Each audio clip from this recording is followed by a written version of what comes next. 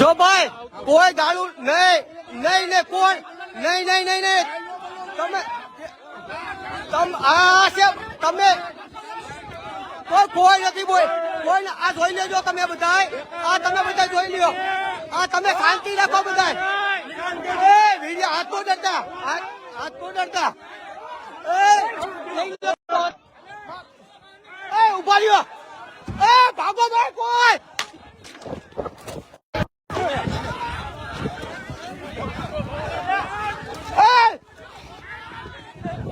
ભાગોમાં કોઈ ભાગોમાં કોઈ ભાગોમાં કોઈ ભાગોમાં કોઈ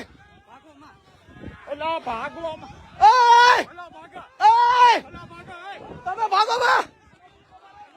ભાગો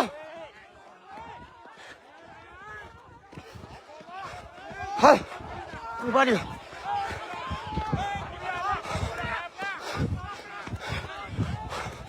કઈ વાંધો નહીં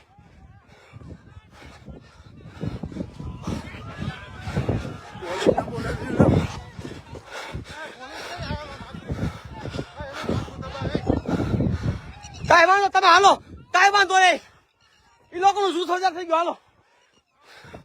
કઈ વાંધો નહીં આ જોજો તમે એ લોકો હથિયાર લઈને આવ્યા છે બરોબર અમે હથિયાર લઈને નહોતા આવ્યા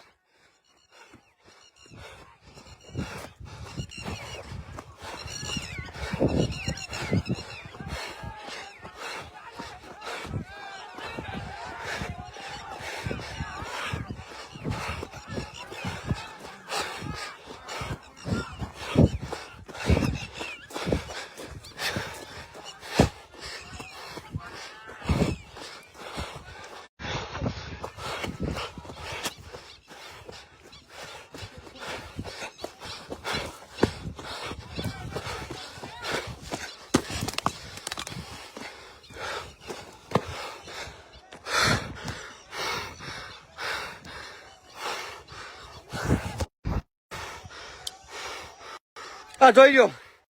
આ લોકો મારી ઉપર હુમલો કર્યો જોઈ લો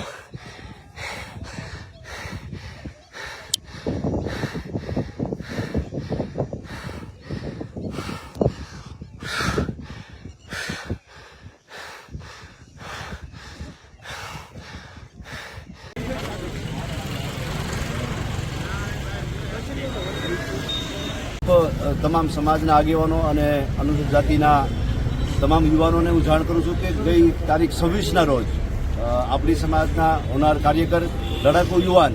જે નરેશભાઈ વાળા ઉપર અમુક આવારા તત્વોએ જે હુમલો કર્યો કઈ બાબતથી હુમલો કર્યો જે આપણે મોટા આકડિયા ગામની અંદર અનુસૂચિત જાતિ સમાજની જે મંડળીની જમીન હોય તેમાં આ લોકો ખનીજ ચોરી કરતા હતા કારણ કે જે સર્વે નંબર 3 છે તેમાં કોઈને હુકમ કલેક્ટરે કર્યો નથી કે તમે આમાંથી ખનીજ લઈ શકો અને તળાવ ઊંડું કરી શકો સાવ ખોટી વાત છે હવે એ ખનીજ ચોરી કેટલો ખાડો કર્યો છે કેવું કર્યું છે એવા સમાજના આગેવાનો ફક્ત જોવા ગયા કે કેટલી ખનીજ ચોરી છે પોલીસે જાણ પણ કરી કલેક્ટરને પણ જાણ કરી ત્યાં જતા વેત જ ત્યાંના જે ભૂમાફિયાઓ છે તેઓએ પથ્થર લાકડી તલવાર અને શરીરના એવા ધારદાર હથિયારોથી હુમલો કરી નરેશભાઈને તથા તેમની સાથેના મિત્રોને ઈજા પહોંચાડી છે અને માથે જતા આ પોલીસ અને રાજકીય બાબુએ મિલીભગતથી આ નરેશભાઈની સાથેના 10 વ્યક્તિ ઉપર લૂંટનો ગુનો દાખલ કર્યો છે અમે તો એમ કહીએ છીએ કે ગુનો તો કાર્યકર ઉપર થાય પણ આ કઈ લૂંટ કરવા ગયા હતા આ તો ફક્ત સમાજની જે જમીન છે ગરીબોની જમીન છે વર્ષોથી જે જમીન વંચિતો છે એને જે જમીન મળે માટે મહેનત કરતા હતા એના માટે આ લોકોએ લૂંટની એફઆઈઆર કરાવી અને આ કાર્યકરોને દબાવવાનો જો પ્રયાસ કર્યો છે હું તમને હાકલ કરું છું જો આ ફક્ત પટેલ નથી 5 મિનિટમાં 200-300 ભેગા થઈ જતા હોય તો દલિતો કેમ નહીં તો જો આ 2 દિવસની અંદર લૂંટનો ગુનો રદ નહીં થાય 169 નહીં ભરાય તો જન આંદોલન કરવાની ફરજ પડશે અને બીજું હું પોલીસને વિનંતી કરું છું કે તમે ખોટા હાથા ન બનો અને આ સમાજના કાર્યકરોને રિસ્પોન્સ આપો અને અમને જેલમાં નાખવાનો પ્રયાસ ન કરો અમે ડરશું નહીં અમે જેલ કાપી ચૂક્યા છીએ અમને કલમની ખબર છે અમે આંબેડકર વંશી છીએ જય ભીમ નમો બધાય મારા મિત્ર કમલેશભાઈ તાલુકા પોલીસ સ્ટેશન આપ આવે શું છે અને આપ ક્યાંથી આવ્યા છો શું કામથી આવ્યા છો મારું નામ ડીડી સોલંકી યુવા ભીમ સેના સંસ્થાપક રાજકોટથી આવ્યા છીએ અને સોશિયલ મીડિયામાં એક વિડીયો વાયરલ થયો હતો જેમાં અનુસૂચિત જાતિ સમાજના અમરેલીના આગેવાનો ઉપર મોટા કડિયા ગામમાં એક ભૂમાફિયાઓ જે ખનીજ ચોરી કરી રહ્યા હતા એ જમીન અનુસૂચિત જાતિ ખેતી મંડળીની જમીન છે, વર્ષોથી જમીન છે, એની લડાઈ પણ ચાલુ છે અને તંત્રને પણ જાણ કરી કે ગેરકાયદેસર ખનીજ ચોરી થાય છે, પણ તંત્ર જાગ્યું ને કંઈક લાગવગ ભલામણ હોય અને લાગવગ ભલામણથી આ ચોરીઓ થાય છે એ બાબતનો વિડીયો ઉતારતા જાણ કરતા જે ખનીજ ચોરી કરી રહ્યા તે રોકવા જતા એમની ઉપર 150 જણા લોકોએ ટોળાએ હુમલો કર્યો. ઉપર જતા આજે અમને જાણવા મળ્યું છે અમરેલી આવ્યા ત્યારે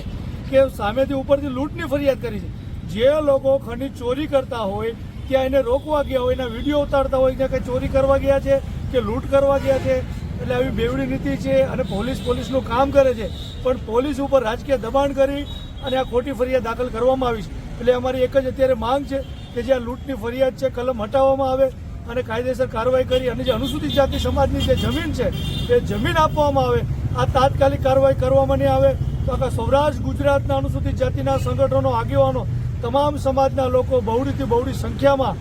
હજારોની સંખ્યામાં આકડિયા ગામે મોટામાં મોટું સંમેલન કરવામાં આવશે. હું ભીમ આર્મી ગુજરાત પ્રદેશ અધ્યક્ષ કમલેશભાઈ ધવલ. ગઈકાલનો જે બનાવ હતો નરેશભાઈ વાળા અને જે સામાજિક લોકો જે જમીન બાબતે ગયા હતા તેમાં જે બનાવ બન્યો છે એમાં પોલીસને અમે મળ્યા, જે સ્થાનિક પીઆઈ છે, ડીવાયએસપી છે, એમનું કહેવાનું એવું છે કે ભાઈ એમની ફરિયાદ હતી, કલેક્ટરને રજૂઆત કરી હતી કે ભાઈ અહીંયા ગેરકાયદેસર માટી ખનન થાય છે, તો એની અરજી આપી હતી. એની અરજીના આધારે તપાસ પીઆઈએ કરી હતી અને પીઆઈએ કંઈક ગેરકાયદેસર 2 માટીના ટ્રેક્ટર પકડ્યા હતા અને ફરિયાદ કરી છે એમના વિરુદ્ધ. તો આ તો પેલું દારૂ જેવું થઈ ગયું કે ભાઈ દારૂ વેચાતું નથી પણ પકડાય છે અને ફરિયાદ થાય છે, પણ ક્યાંથી આવે શું થાય છે એ કશું છે નહીં. તો હવે આમાં જે ખોટી ફરિયાદો થઈ છે, લૂંટ દાખલ કરવામાં આવી એ પણ ખોટી છે. અને ક્યાંક ને ક્યાંક આપણે જોઈએ છે કે ભાઈ જે અહીંના ધારાસભ્ય છે કૌશિક વેકરિયા છે, એમનું સામેવાળાને પૂરેપૂરું સમર્થન છે, માટી ખનનમાં હોય કે આ ફરિયાદ બાબતે હોય. કારણ કે લૂંટની ફરિયાદ દાખલ કરવી એ કોઈ રાજકીય પ્રેશર વગર થાય નહીં. કારણ કે એટ્રોસિટીના બનાવ જ્યાં પણ થાય છે અમે ફરિયાદ કરવા જઈએ છીએ તો અમને એમાં કોઈ પણ જાતના તપાસનો કોઈ પ્રાવધાન નથી, છતાંય અમને આખો દિવસ ઊભા રાખીને એવું કહેવામાં આવે છે પોલીસ દ્વારા કે તપાસ કરીને પછી ફરિયાદ લેશું. તો આ લૂંટની ફરિયાદ તપાસ કર્યા વગર કઈ રીતે સીધી દાખલ કરી દીધી. લોકો હોસ્પિટલમાં દાખલ છે, માથામાં 5 ટાંકા વાગ્યા છે, છતાં પણ એવું કહેવામાં આવે છે પોલીસ દ્વારા કે ભાઈ કોઈ છરી નથી, કોઈ કરે. તો તપાસ વગર એમને ક્યાંથી ખબર પડી કે છરી નથી? પેલા તપાસ તો કરો તમે બરાબર. અમારી એટ્રોસિટી હોય ત્યારે તપાસની વાત કરો.